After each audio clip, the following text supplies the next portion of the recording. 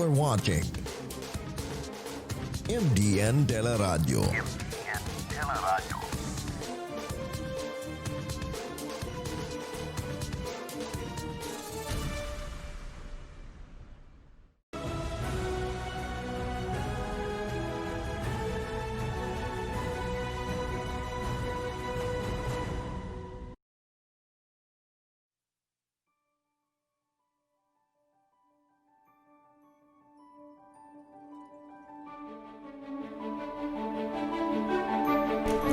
Good afternoon.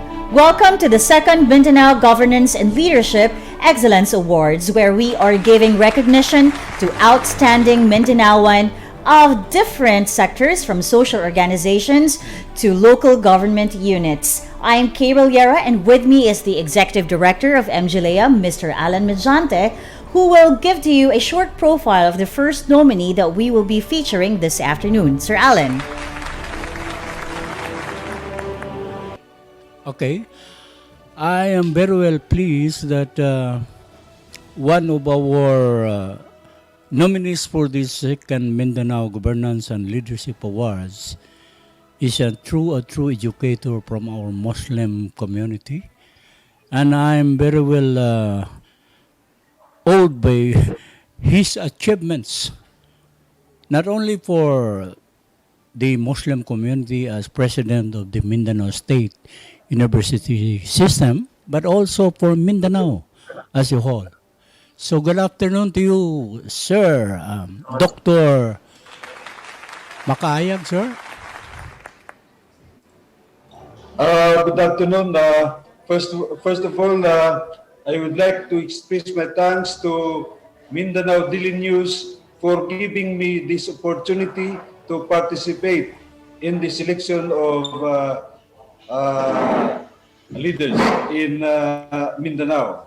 Okay, thank you, sir. Actually, this is our second year in giving due recognition to the leaders of excellent governance and leadership executives throughout the whole system of our government, which includes not only the national executive level down to the provincial, municipal level, but also to the the stalwarts of our academic institutions, which we have recognized that their performance as excellent leaders has catapulted the quality of education of Mindanaoans, not only for our country, but throughout the whole world. So good afternoon, sir, and I want to introduce to you your achievements as a president of the MSU University System, President HABIB MACAAYONG. He has set the direction of the Mindanao State University in the improvement of the 7 elements of the university, which includes faculty, students, academic programs, administration support, operational security, university facilities, and systems and policies. So along this line, Dr. Macaayong has shown his excellence of leadership in the development of the facilities of the University of MSU. There are so many accomplishments, and I think we can take the whole day of reading the accomplishments under his administration as president of MSU. But more importantly, he was able also to enforce good development of facilities of the university by engaging the cooperation of other agencies in putting up buildings which are necessary. It has, as of date, MSU has acquired 3 more new infra projects, namely the Maranao Cultural Heritage Center, the Faculty Housing, and the International Livelihood Center and Dormitory. These are constructed this year, and these are also supported by the Embassy of the People's Republic of China. So, Dr. Macaayag was able to defend also MSU Marawi City from during the Marawi siege, and the operation of MSU since then has been very vibrant and peaceful. President Macaayog sustained the MSU system as the University of Peace, as it has been known since the past, and has strengthened and facilitated the offering of courses which are very important, like the fundamentals of peace education since early of 2018. President Macaayag also received for the MSU students scholarship grants from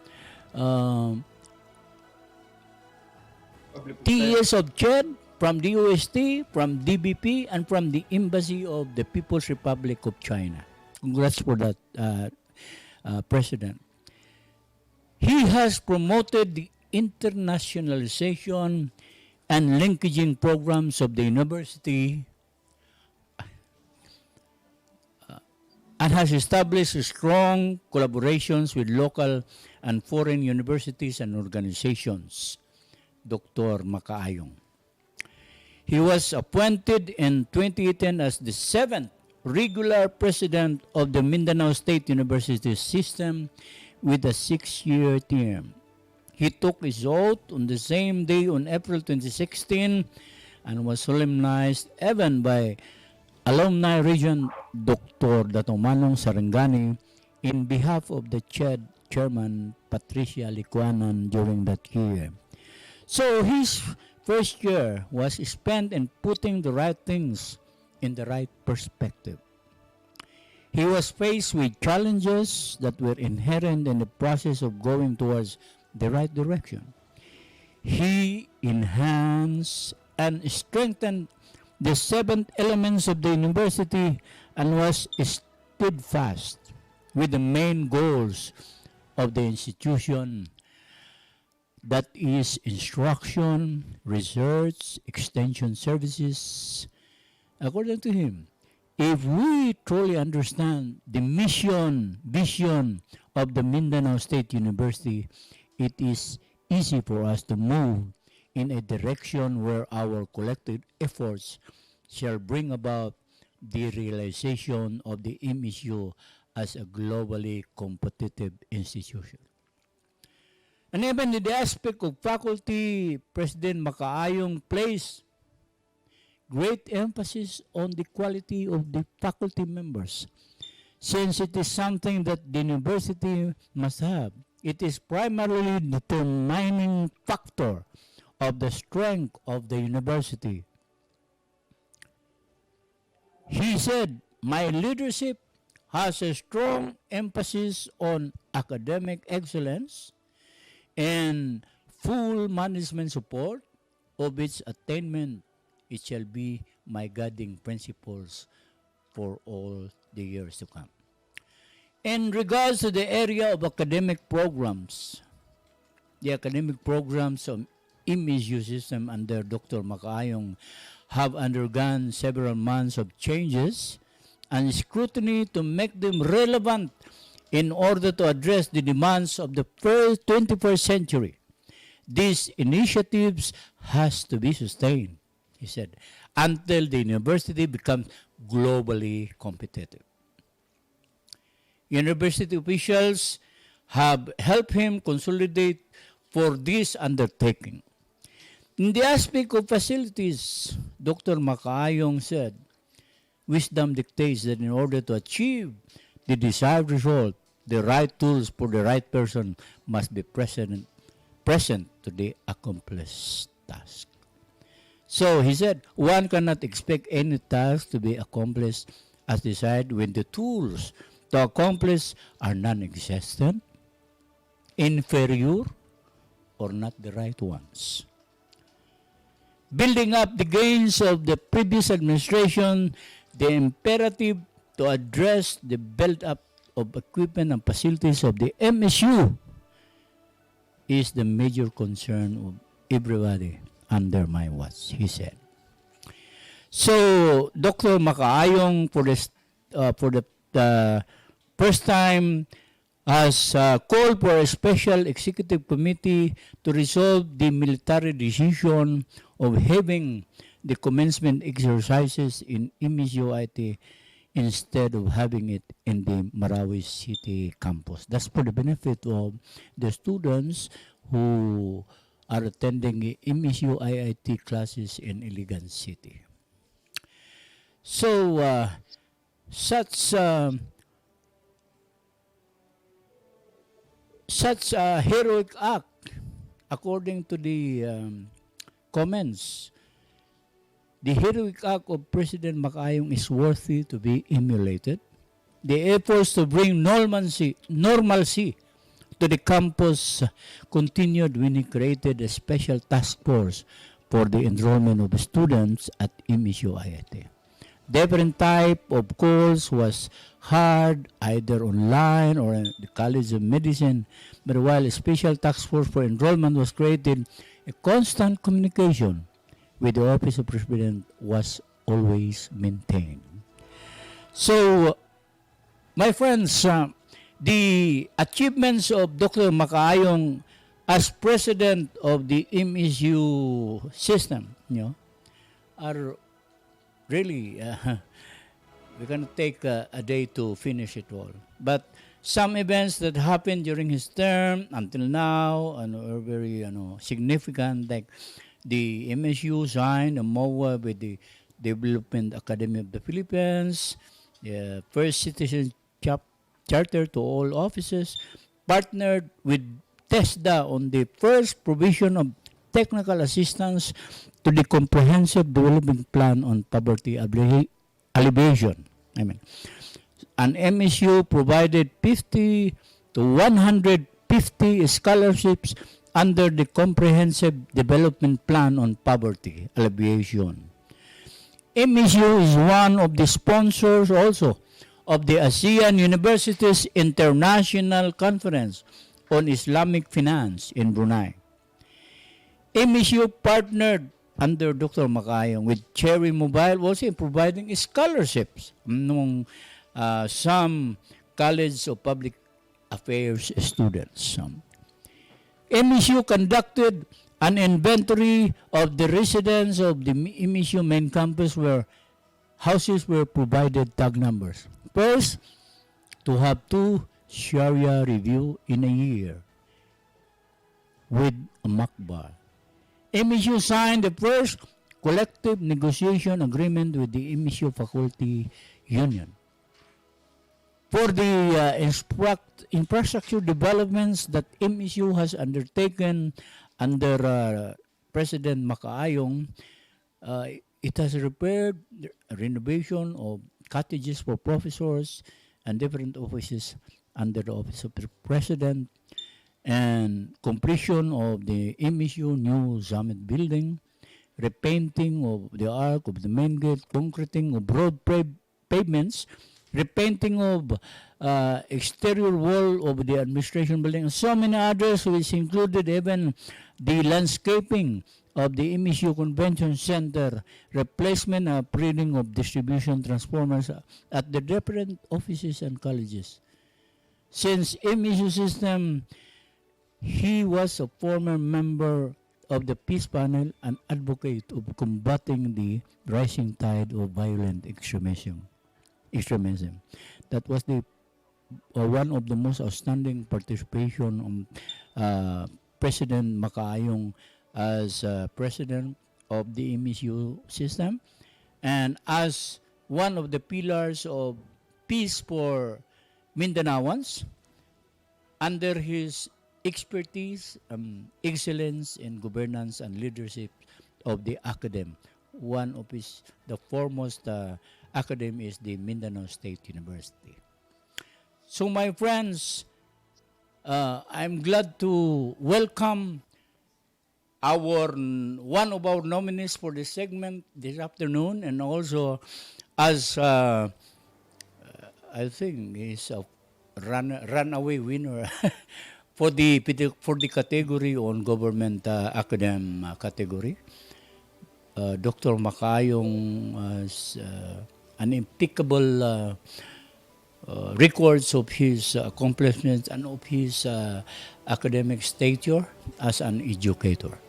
So as we go through, Kay will now give some questions to our nominee. And thank you so much for listening to that introduction, the long introduction that I gave you, Dr. MACAAYONG. Thank you po. Ayan, thank you very much, Sir ALLAN Mediante, the Executive Director of the Mindanao Governance and Leadership Excellence Award. So, good afternoon and congratulations, Dr. Habib Makaayong, sir. Good afternoon po. Good afternoon. That was a very long introduction, suited, of course, for an outstanding nominee. Isn't that right, Sir ALLAN? Yes. But anyway, One of the most outstanding I have. Yes. If we were to judge ourselves, but we're not the judge. But anyway, Dr. Habib Makaayong, sir, if you will allow me, please let us get to know you a little better po. We will have some questions for you so we can know you in a more personal level, since we have about 195,000 followers on Mindanao A Daily News Facebook page, as we are streaming live on Facebook. So it would be better if we would really get to know you a little better. Is that okay, Dr. Habib Makaayong, sir? Very much okay. All right. Okay, sir. So please, can you take us back to when you started your career in the academe? What brought you to the academe? Okay. First of all, I started as a research assistant in the Mindanao State University Marawi campus in the office of the president from July to March 1976. Because I transferred to the Southern Philippines Development Administration in Davao City, which was the central office of SPD in the whole Mindanao. And then I transferred back to I was with the Southern Philippines Development Administration in 1976 to 1981. Then before transferring to the Mindanao State University, I was installed as the resident manager of the Marawi Resort Hotel, a subsidiary of the Southern Philippines Development Administration in Marawi City for 1 year, 1980 to 1981. In 1981, I transferred to the Mindanao State University as an instructor. Then I was there because in 19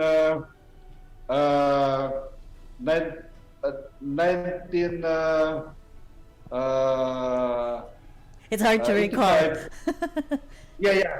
In 1984, I returned back to Davao City to finish my master's degree in Master of Public Administration at the Ateneo de Davao University, where I finished it in 1985.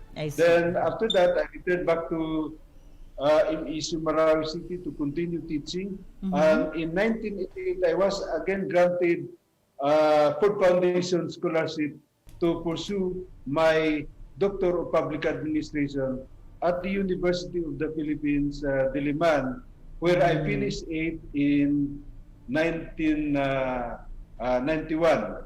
And then I returned back to the Mindanao State University, and I have enjoyed some other activities involved in research projects, consultancy.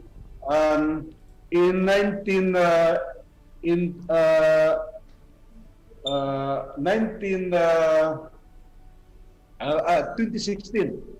I was appointed as the president of the Mindanao State University, where I pursued so many programs and projects for the development of the academic sector of the Mindanao State University, including the faculty, and programs for our students.